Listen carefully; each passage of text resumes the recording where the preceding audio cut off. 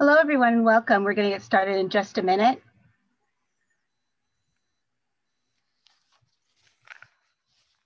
While we wait, if you want to say hello in the chat box, let us know where you're joining us from.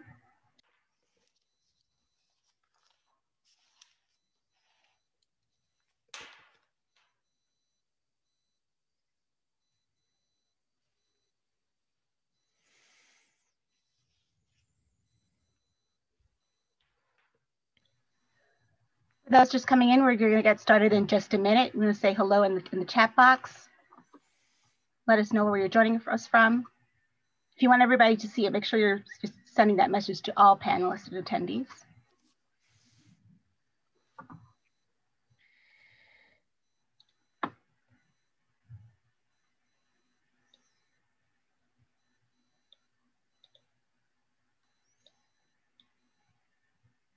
Let's see, we have folks from New York, Atlanta, North Carolina, all over New York State. Georgia, Virginia, New Jersey, DC, Massachusetts, Maryland, where I am. Hello. Washington, up on the West Coast, where our guest is, Rod. Yep. Yep. Oh, another California, there we go. I see Akron, Ohio. Iowa, Texas, we got everybody at the coast and the middle as well. That's great. Awesome, everyone. Thank you. Continue to say hello in the chat box. We're going to go ahead and get started.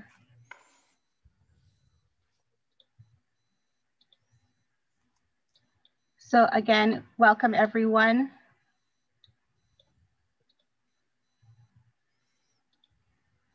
Your phone line is muted. This webinar is being recorded and a link to the recording will be made available. My name is Leslie Gabay-Swanston, Director of Program and Systems Quality at the National Summer Learning Association. Welcome to our webinar today, During School Closures, How Will You Reach and Enroll Students for Summer? Before we get started, here's an overview of our discussion today.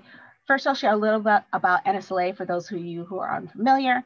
And after that, we'll wrap up. We'll hear from our guests, and then we'll wrap up with some time for questions and some announcements about upcoming events. As we go along, feel free to chat in the chat box. But if you have any questions that you would like asked and answered live, please try to put those into the Q&A box. It's a little bit easier for us to see and make sure those get asked if they're in the Q&A box. But we'll definitely have time at the end and as we're going along as well. If you would like to ask your question live, feel free to raise your hand. You should see next to your name, there should be a little symbol, a little hand icon for you to raise your hand, and I will unmute you if you raise your hand if you want to ask your question live.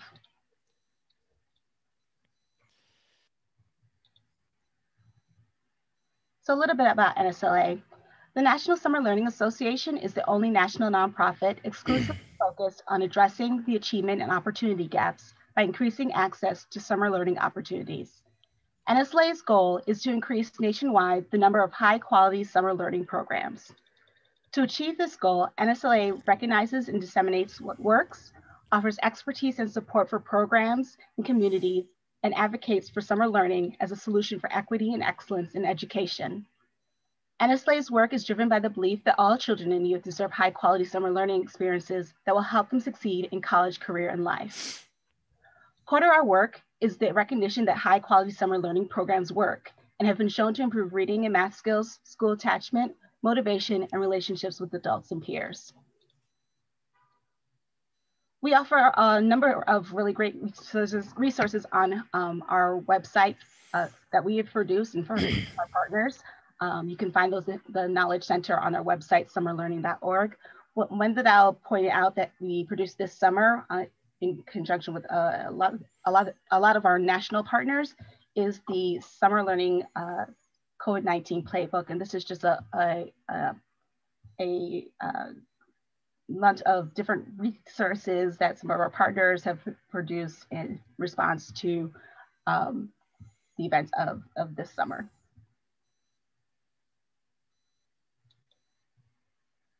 So now I'd like to introduce Hsiao, founder and CEO of InPlay. Rod? Great. Hello. Students need your summer learning programs now more than ever. Distance learning has taken a toll on students, and they're starting to feel confused and discouraged. But you and your team offer students a fresh start. You offer connections with caring adults, and you can offer fun and engaging learning activities, and hopefully a break from spending time on Chromebooks. Now, in 4 to 5 months, I know that almost all of you on this webinar are going to be launching your registration campaign.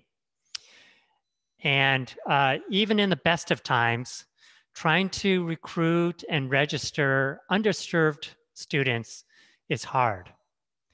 Now it's going to be even harder because of COVID's impact on school closures and the lack of connection with families.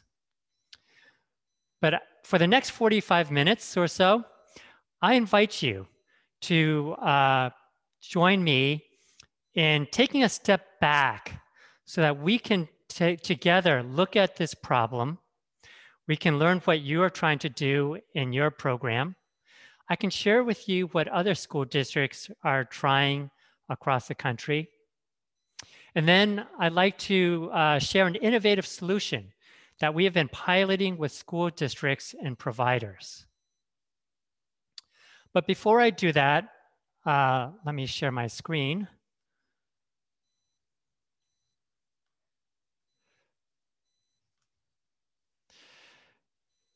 But before I start, let me just quickly introduce myself, explain what InPlay does, and why for 6 years, we have been working to close the opportunity gap for underserved students for summer.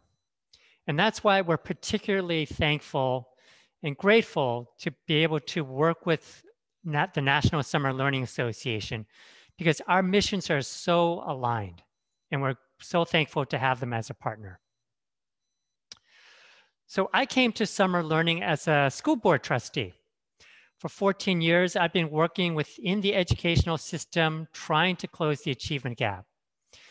And then a few years back, I learned about the research done at Johns Hopkins University that showed that you could close 2/3 the achievement gap if you just had students participate in high quality summer learning programs.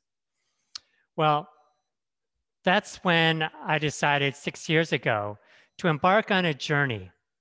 And I co-founded a nonprofit called InPlay in order to address this summer learning gap.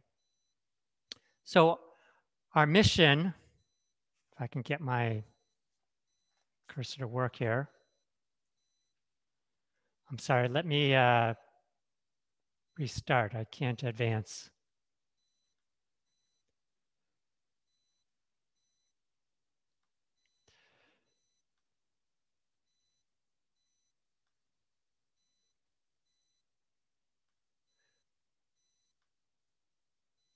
Okay, so our mission is to connect kids with learning opportunities like those that you offer that will help them to discover and ignite their individual interests and talents. Because we believe that when they find out something that they love learning about, it helps them discover something about themselves, and it helps build their intrinsic motivation to want to continue learning. And that way, it'll have great spillover benefits in the classroom as well. And so that's why InPlay is trying to be the connective tissue between families and schools and providers, just so that they can get connected to these great opportunities. I co-founded this with my tech partner, Woody Peterson, who's the Chief Technology Officer. And again, we're 6 years old. We've been accepted into many prestigious accelerators, and we currently serve 49 school districts. So let me now quickly go over the agenda. We're going to talk about driving trends that are shaping summer learning. And I'm going to share what we're hearing being done across many districts about how they're trying to recruit underserved students for their summer programs. And then let's talk about what's needed and what potential solutions are out there. And then we'll, as Leslie said, we'll have plenty of time for Q&A. So please do raise your virtual Zoom hand or type your questions in the Q&A. Again, we should have plenty of time along the way and then also at the end to address whatever questions you may have. So what's shaping summer learning? We know that, as many of you are acutely aware, that it's not clear whether summer programs would be allowed to be delivered in person or we'll still have to deliver them remotely. There's still so much fear among families, particularly among underserved families and those that are not native English speakers. You've probably seen that there are many programs that exist now that are running, and they have empty seats because of that fear that parents are afraid to send their kids to the program. There's lots of change that constantly is occurring. And because of that, there's also a lack of funding stability. Do you know exactly how much money you have to work with for next year? And because of the learning loss, many district-run programs especially are feeling the pressure to focus on academic learning, particularly for those underserved students. So as a result, districts and out-of-school time intermediaries face similar challenges. How are you going to get your summer program stood up in time? And because of that time pressure, how are you going to recruit the students that may need your program most of all? So here's what we see being tried to recruit students. You know, there's obviously a greater need to prioritize underserved students for your program spots. Because of the lack of physical connections with families, everybody's trying to move towards online forms. And there's a lot more follow-up emails and phones being placed to parents. And because that requires a lot of time and work, the district central committee, central staff are recruiting school staff to make calls and emails, and also some of the community-based organizations to also do outreach. Well, for each of these ways that are being tried, they have their limitations. Sure, if you're going to try and reach underserved students, they are also the hardest to reach. And if you move to online forms, well, you're going to need help to try and connect it with your student information system or your communication platform. And it's really hard to get time and attention from your IT department. Phoning and emailing, well, that gets low response rates. No matter if you're trying to ask parents to sign up for an application or if you're trying to schedule a home visit, it's just so frustrating not to have people pick up the phone to schedule time with you. And then if you do have many partners trying to do the outreach for you, it's hard to coordinate and manage, especially if you don't have a shared database with all the program inventory, so you can see who needs to be followed up with and how many spots are left.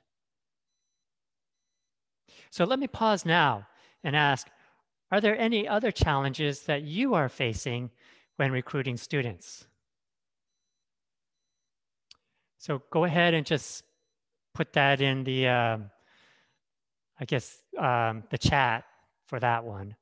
And Leslie, if you can help me share out any that have been entered. Yes, Miranda said online fatigue for our high school students is a common theme. Right.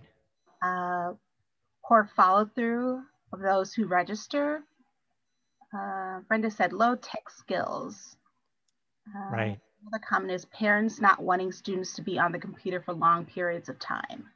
Mm-hmm. I have 2 young boys, and boy, I really wish I could unleash them from their laptops and their Chromebooks. We have another comment. We're not sure how many students we will be able to accept next summer. We anticipate lower enrollment capacity due to physical distancing requirements. Right. Somebody else, Brenda echoed, internet programs end in summer. Oh, Yeah. so I think maybe she means like access to hotspots and things like that. Maybe that's what you mean, Brenda, and the equipment. Yes. Yeah, there are a lot of unknowns. And if, ideally we'll be able to run in-person programs again. But if not, well, we'll go back to like last summer and have to deliver them remotely and try to make connection with the students through Zoom or whatever, video conferencing system your district is using. So let me continue then, if there are no more.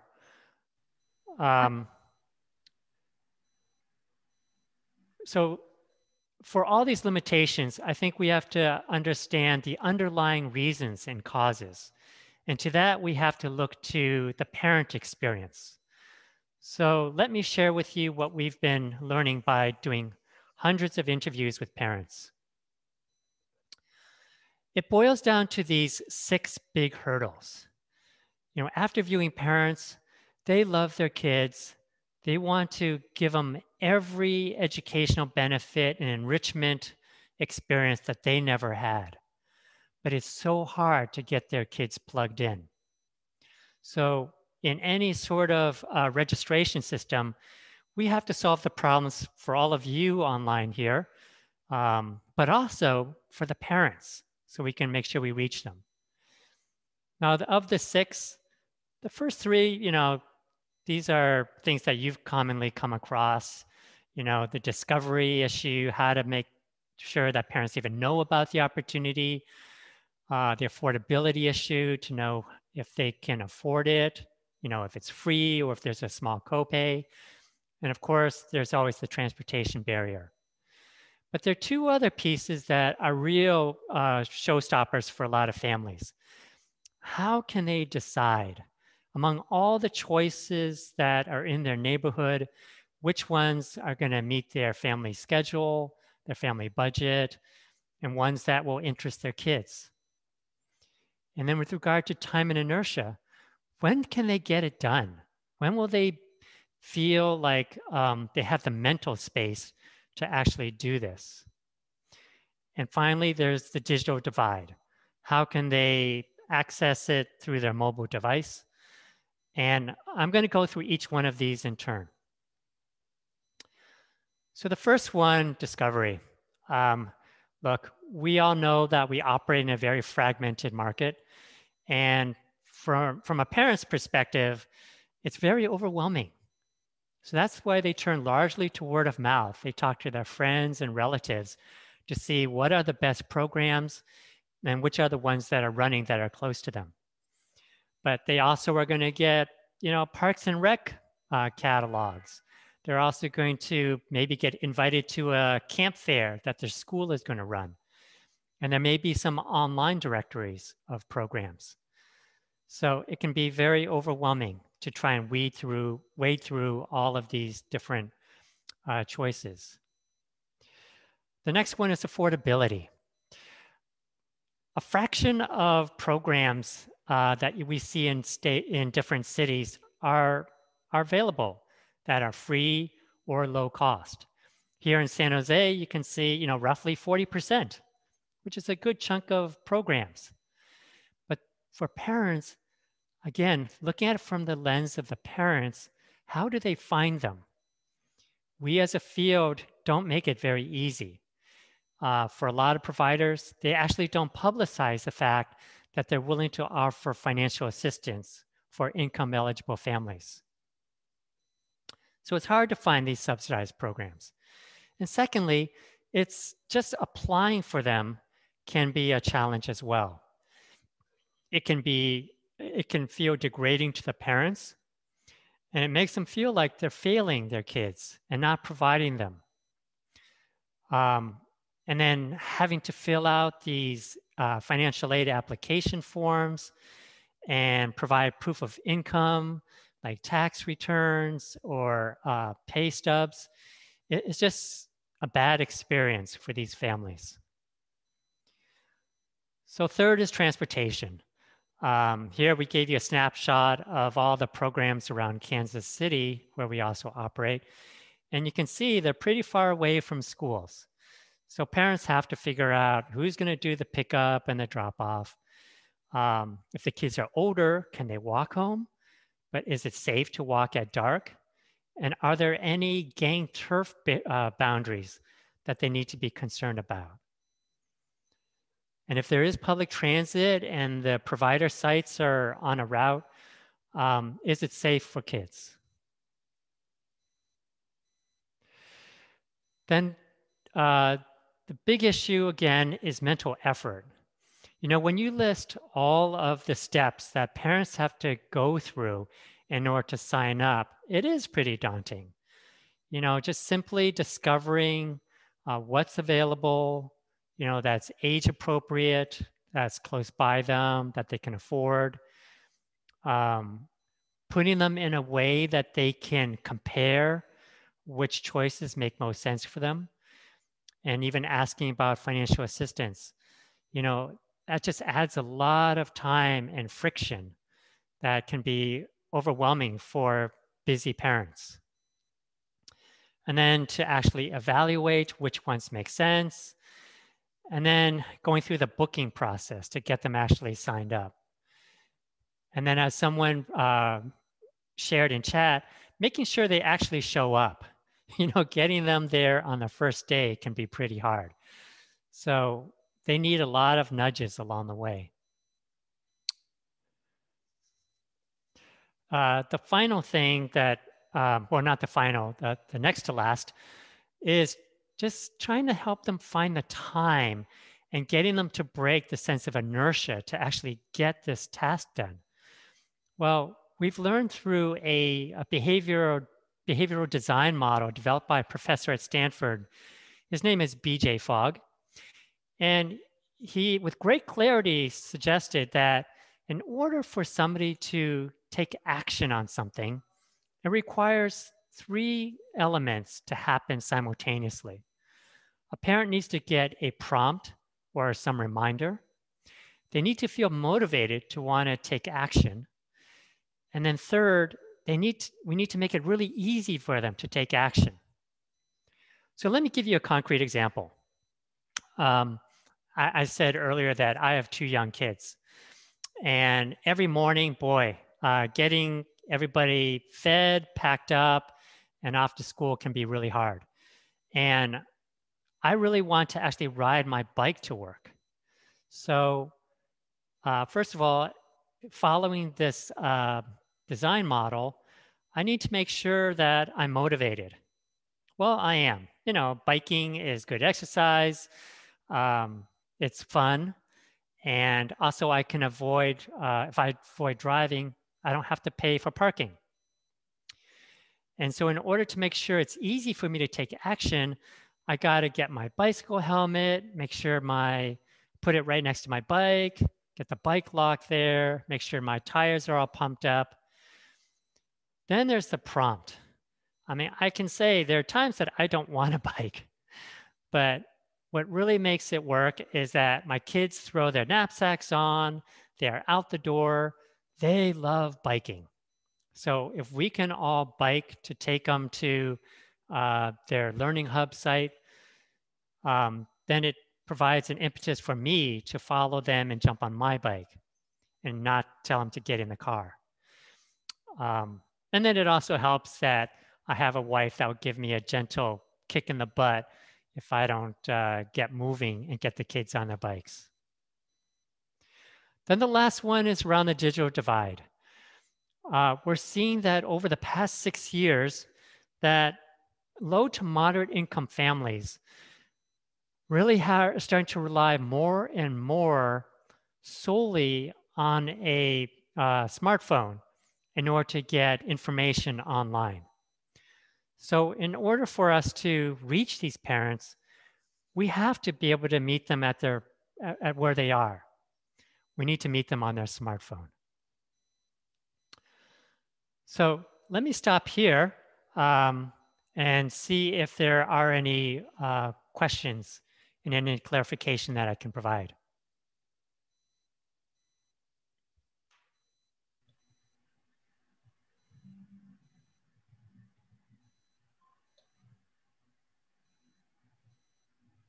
Are there any questions? I'm not seeing any right now. Okay. Again, raise your Zoom hand or put it in Q&A. Okay, so I think the key takeaway here is that in order to solve the problems in registration, we need to also overcome the parent hurdles. So again, those limitations were around, at least the ones I mentioned, were they're hard to reach, the digital divide, the low response rates, and the coordination challenge. And many of you also said, we need to, to encourage them, and particularly for parents who don't want their kids to spend so much time on a device, that your program hopefully will be able to offer an in-person experience for those kids. So to overcome these limitations, how can we overcome the obstacles for parents? Let me just ask you to blue sky this a little bit. What do you think you need in order to reach and enroll families? Let's come up with the wish list here. Based on what we shared around the greater reliance on smartphones, maybe we have text invitations. It'd be great to have automated reminders to remind parents that camp is going to will be beginning, next month or in a week. Perhaps we could pre-fill registration forms so parents don't have to spend so much time filling the exact same information over and over again if they have multiple kids.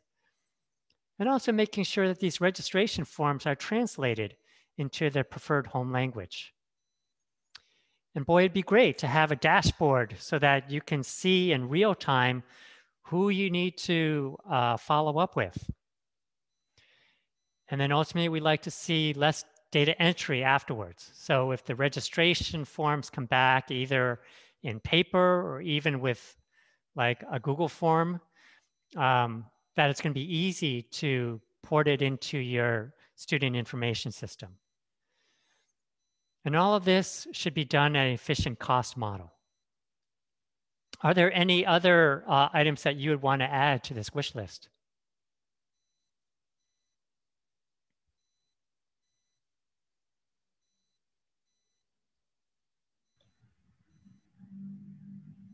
Lewis shared updated contact information could be a challenge. Okay.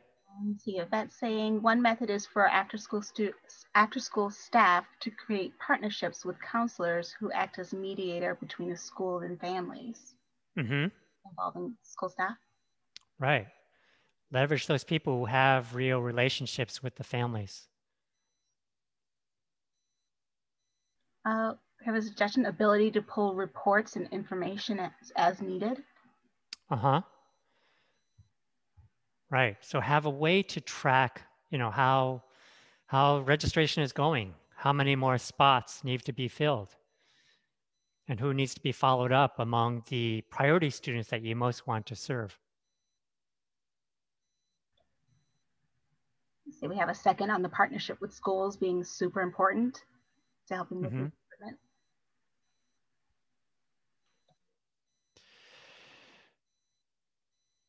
Great. Okay, thanks for those additional items for the wish list. So let me share with you a solution that we've been working on and designing. So for years, we had been looking to seek a way to develop a registration system that actually would move towards a one-click registration system as much as possible. So what we've been doing is we built a online registration system that's mobile friendly. And what we want to do was help school districts to fill either their district run program spots or their community partner spots with the students who they feel most need a summer learning program. So by doing this, we thought we could help, obviously give students a good summer learning experience to boost, academic outcomes, help the district save money, and avoid the challenge of not knowing in real time whether you filled up the program or not, which then creates the inevitable result of over and under enrollment. So we've built this. And how did we make it happen? Last year, we were approached by Seattle Public Schools. They had placed they had placed a priority on equity and wanted to really enroll the students that were underserved in their district-run program. So we designed and built a new registration system called Oscar. And you may ask, so how does it work, Rod? So here we go. Meet Oscar. This is our out-of-school connection and registration system. And we start by working with the school district. They will give us a list of the priority students from their student information system and all the information that we need in order to pre-fill a registration form. Then what we do is we reach the parents on their smartphone by texting them. And we let them know that the school district is offering their child a free summer program. And if the parent is intrigued, they can click on the link and they get a customized landing page that shows what the program is all about, when it's going to be running, the dates, the location, and if there's going to be free bus transportation and free snacks and meals. And underneath that landing page, it's scrollable. So they get a fuller description of what the program is going to offer, so they'll know what their kids will be doing. And then it'll also give them, it'll also answer frequently asked questions for the parents. And at the bottom, if the parents so choose, they can register. And if they want to register, sorry about that. If they want to register, we give them a choice on how to register. They can allow us to pre-fill all the registration fields for them, or they can key it in themselves. And in all our pilots, parents always said, oh yeah, please pre-fill it for us. So after they, then they can review the registration form with all the pre-filled fields. They can check and see if it's still current and accurate. And at the end, they need to confirm and decide if they do want to indeed submit it for registration. And once they click, they're done. What we have found that in these pilots, that Oscar actually reduces districts' administrative costs for doing the marketing and outreach to send out the registration forms, collect them, re-enter them into a database. And so it can reduce their cost by 50% while giving their parents a much better sign-up experience. In addition, in terms of the impact on registering students, we found that we actually tripled their completed registration rate. So it's much more effective and it's much more streamlined in how we do the registration for both the parents as well as for the school districts. So here's like the high-level benefits. You know, first of all, we want to meet your district goal of trying to serve your priority students, the underserved students who most need your summer learning program. We also want to give the parents or caregivers a better sign-up experience. So we want to meet the parents' need. And then from your perspective, as perhaps a program coordinator or program manager, we work with your existing process flow. We do not try to displace your existing technology platforms. We want to also reduce the administrative costs for you. And then we want to give you more time instead of collecting registration forms and doing data entry. We want to let you have more time to do program planning. And hopefully we can actually finish recruitment earlier because we're all doing this online.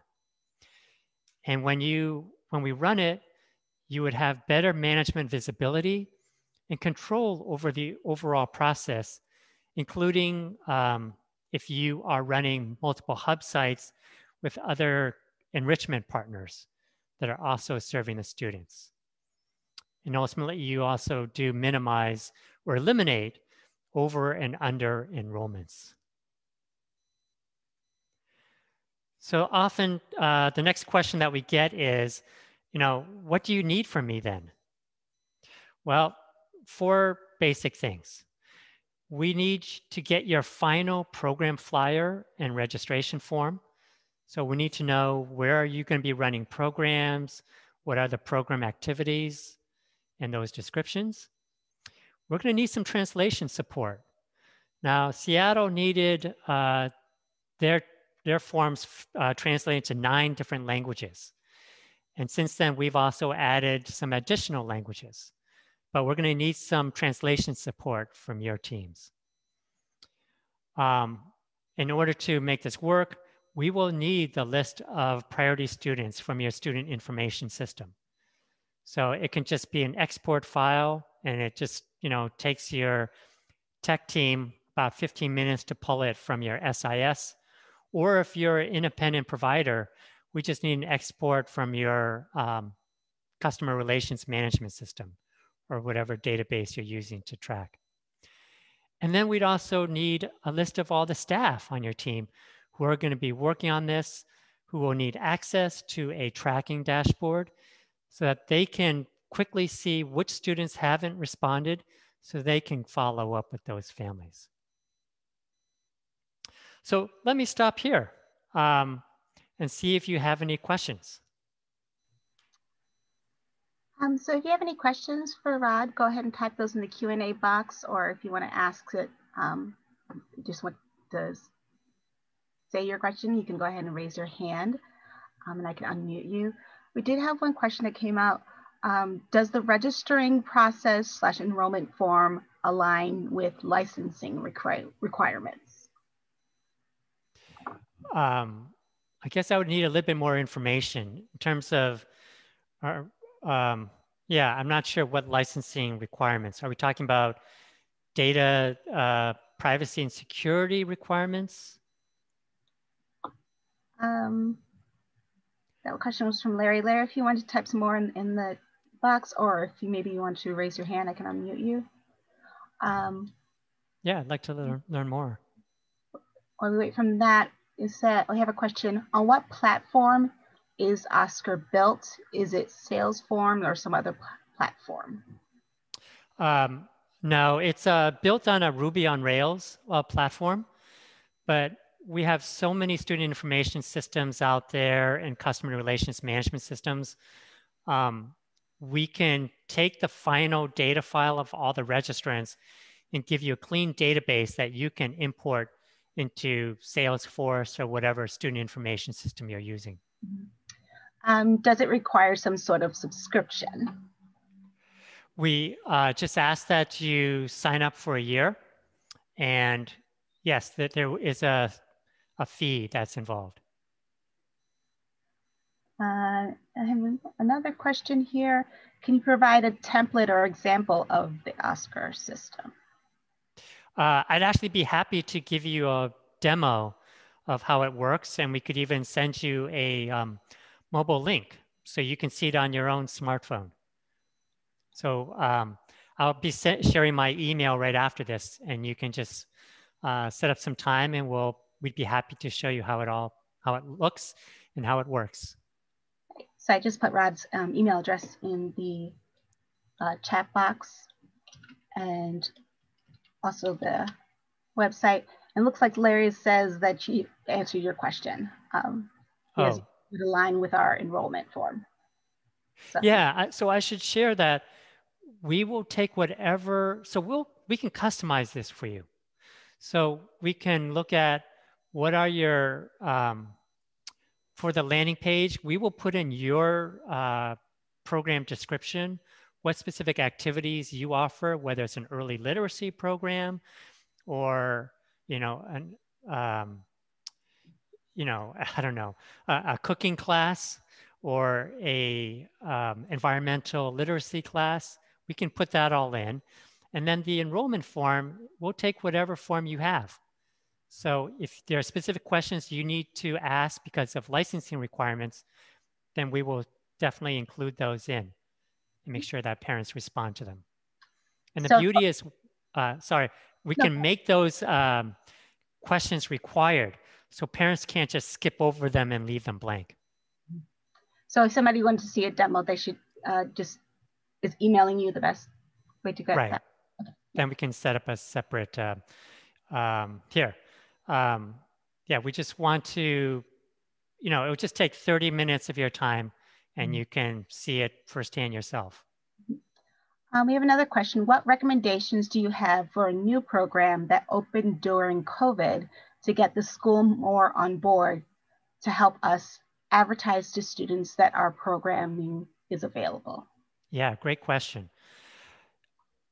As a school board trustee, I talk with other trustees, and we know that this summer and this year, or this fall, distance learning has been disastrous.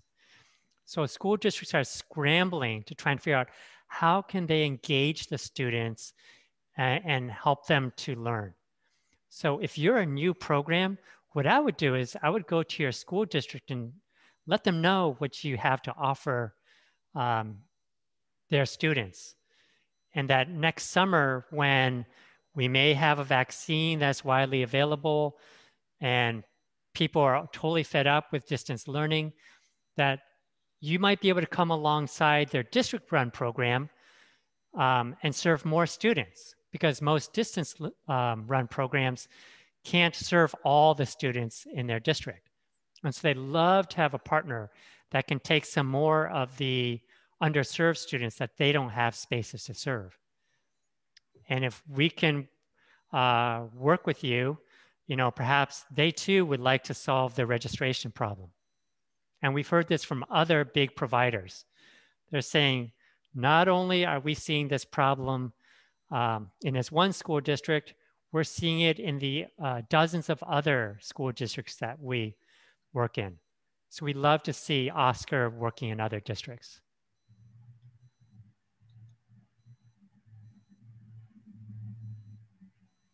So again, if you have any questions for Rod right now, feel free to put those into the Q&A box. Or if you want to just quickly say your question, I can raise your hand and I can unmute you.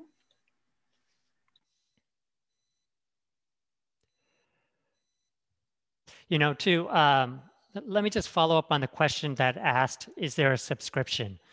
Let me just share that, yes, we do ask for a fee, and it depends on the number of program sites or hub sites that a school district is running, and also the number of students that you're going to be serving.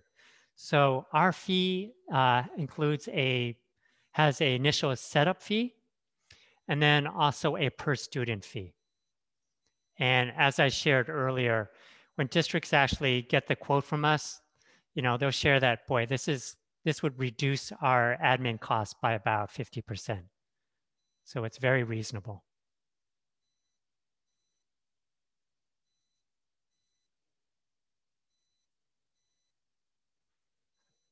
Are there any others?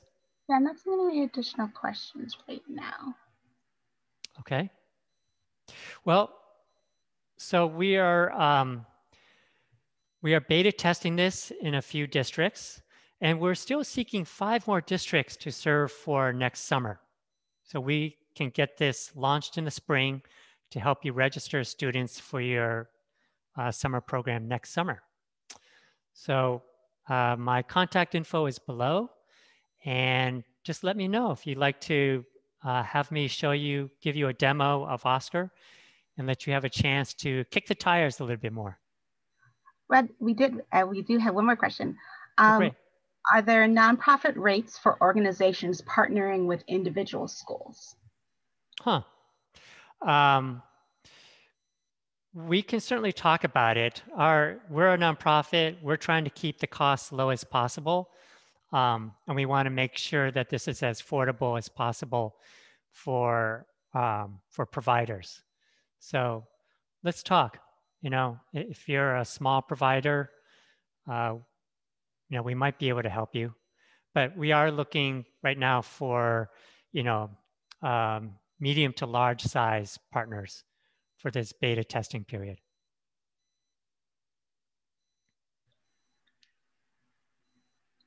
Okay. I'll just give it a couple seconds to see if there are any more last questions for Rod.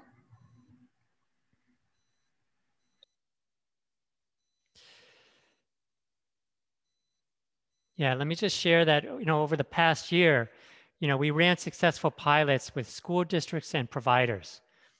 And now a few large districts are looking to beta test this for us for next summer. So they have been kicking the tires hard. They like what they see. And they already, they like the fact, especially, that we're not going to be changing anything about their existing student information system or their existing workflows. So we just want to come alongside how you're currently doing things and make it a little bit more efficient and cost effective. Great. Thank you so much, Rod, for this presentation. I'm going to wrap up with a couple more announcements. I've put Rod's email address and website in the chat box if you want to get in contact with him. And if you have any more questions for him, feel free to type those in while I go through this last couple of announcements.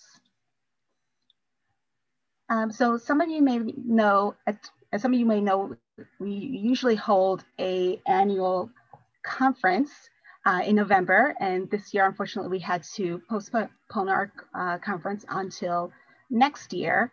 But in its place, November 16th through the 18th, we're holding what we're calling our Summer Solutions Leadership Series.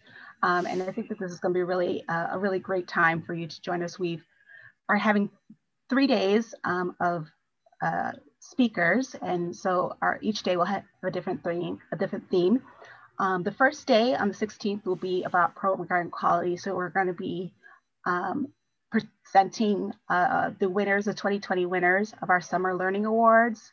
And then we're also going to have a panel with Dr. John King, former Secretary of Education, who's going to moderate a panel with some of our winners talking about program quality and during COVID and how they are addressing that.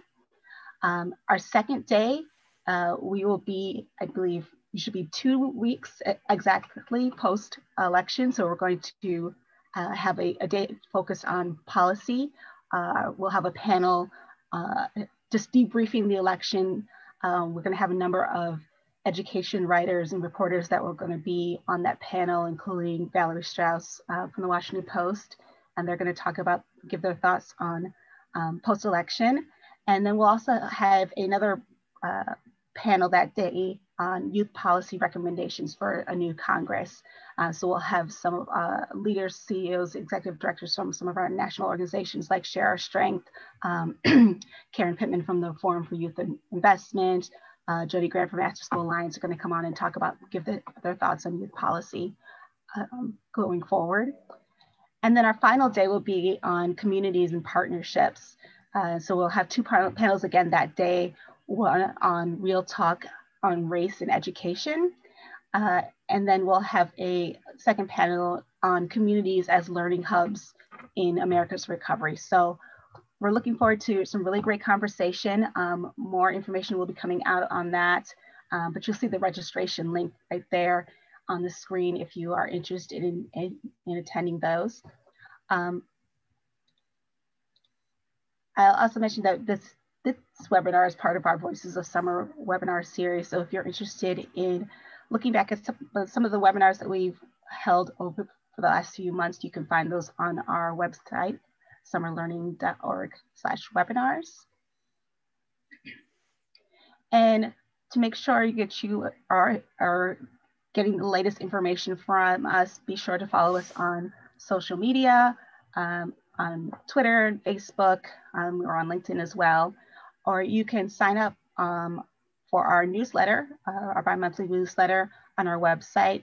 You also can join a special cohorts of peers interested in topics like sports, literacy, youth employment. We're going to be premiering some new groups in next month that you might want to join. So definitely follow us on our social media to hear more about that. So with that, again, I'll just say thank you again to Rod for being here today. Thank you to all of you for joining us. Be sure to be in touch, and we will see you next time. Bye, everyone. Thank you. Thank you, Leslie.